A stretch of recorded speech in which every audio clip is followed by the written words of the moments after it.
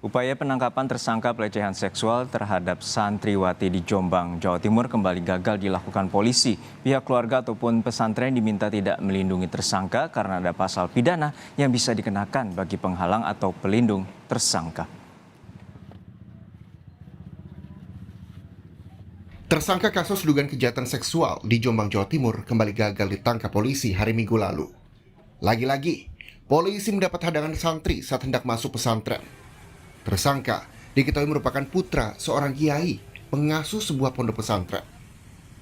Kepolisian meminta tersangka segera menyerahkan diri ke Polda Jawa Timur.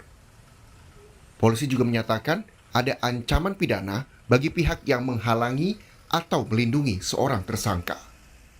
Kemudian kami berupaya untuk menegosiasi dan sudah koordinasi dengan pihak pemangku pondok untuk menyampaikan pesan-pesan bahwa bila mana ada keberadaan saudara bersangkutan DPO MSA, kami minta untuk kooperatif dan itu sudah saya sampaikan kepada Pak Yai.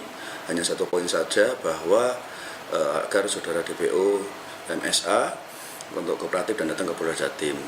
Tentunya ini menjadi hal yang penting karena kalau bagi masyarakat atau warga termasuk keluarganya yang tahu dan melindungi, tentunya akan ada dampak konsekuensi pasal pidana yang terkait dengan perlindungan bagi DPO, khususnya lebih-lebih terkait dengan kasus yang sekarang dihadapi oleh saudara MSA. Upaya persuasif polisi juga menemui jalan buntu. Pemimpin pondok pesantren Sidikiyah Muhtar Muhti yang merupakan ayah tersangka bahkan menasehati Kapolres Jombang AKBP Nur Hidayat. Muhtar Muhti meminta polisi tak lagi melanjutkan kasus pencabulan yang dilakukan sang anak karena dianggap sebagai fitnah. Namun, anggapan fitnah yang dilayangkan orang tua tersangka mendapat bantahan. Komisioner Kompolnas Beni Mamoto dalam Kompas malam 5 Juli menyatakan penyelidikan telah dilakukan dan sudah ada cukup bukti untuk naik ke pengadilan.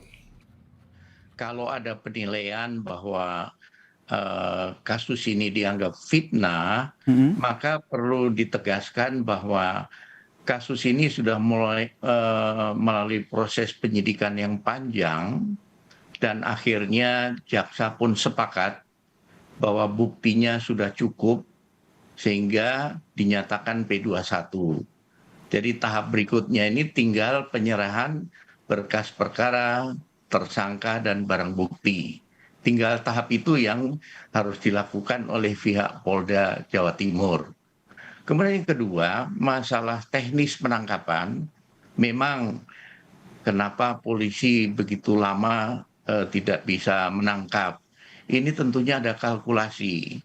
Kalkulasi dari risiko, jangan sampai nanti menimbulkan korban dan sebagainya, ataupun berekses yang nanti kontraproduktif. Meski ada penolakan dari orang tua tersangka, polisi memastikan proses hukum terhadap tersangka MSA akan tetap berlanjut. Tanggapan pun datang dari sejumlah pihak, seperti pengurus wilayah Nahdlatul Ulama Jawa Timur yang meminta penegakan hukum terhadap pelaku kejahatan seksual dilakukan tanpa pandang bulu. Upayakan sebisa-bisanya hukum berlaku kepada siapapun. Tidak pandang bulu apa golongannya, apa status sosialnya, mau kaya, mau miskin, mau pejabat, mau rakyat, mau tokoh, mau nggak tokoh, mau katanya ada backup, mau nggak ada backup. Kasus dugaan pelecehan seksual di lingkungan pondok pesantren ini sudah bergulir sejak 2019 lalu. Polisi telah beberapa kali berupaya menjemput paksa tersangka, namun selalu mendapat hadangan.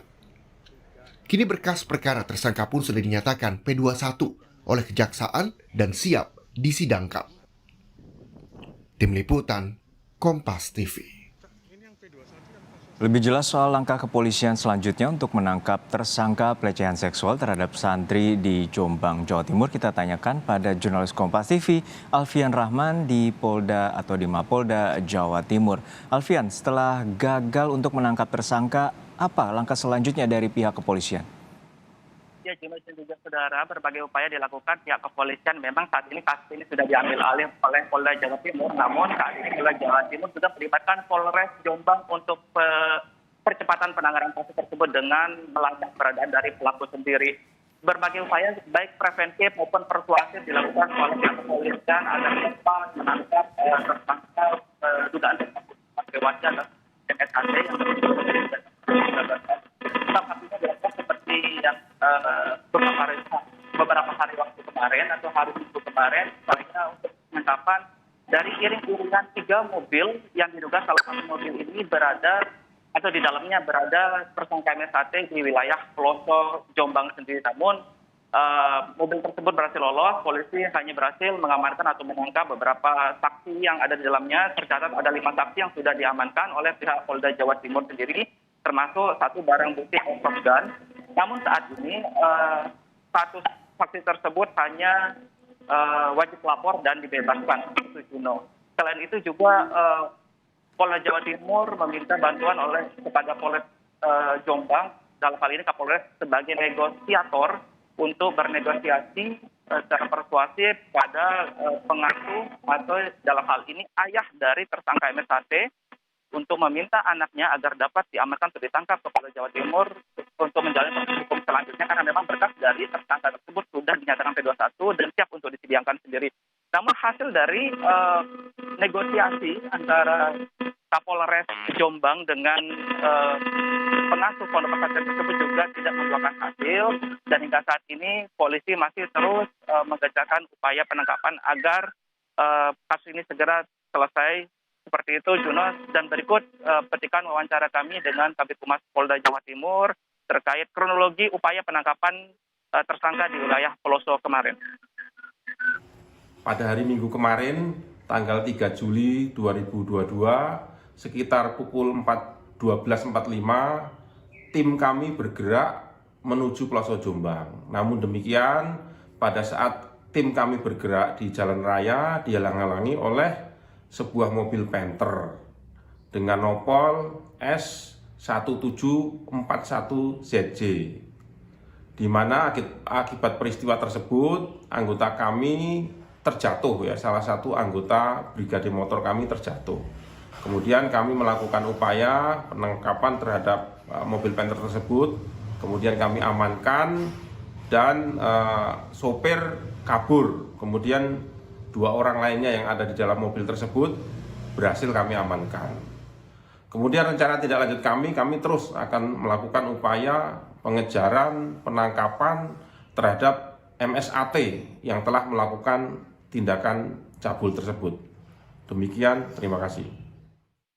Ya, memang kasus dugaan pencabulan santriwati di salah satu pondok pesantren di Jombang ini sudah bergulir lama. Menurut saudara, tercatat ini mulai tahun 2019, tepatnya 29 Oktober, ada salah satu santriwati yang mengaku dicabuli oleh MSAT.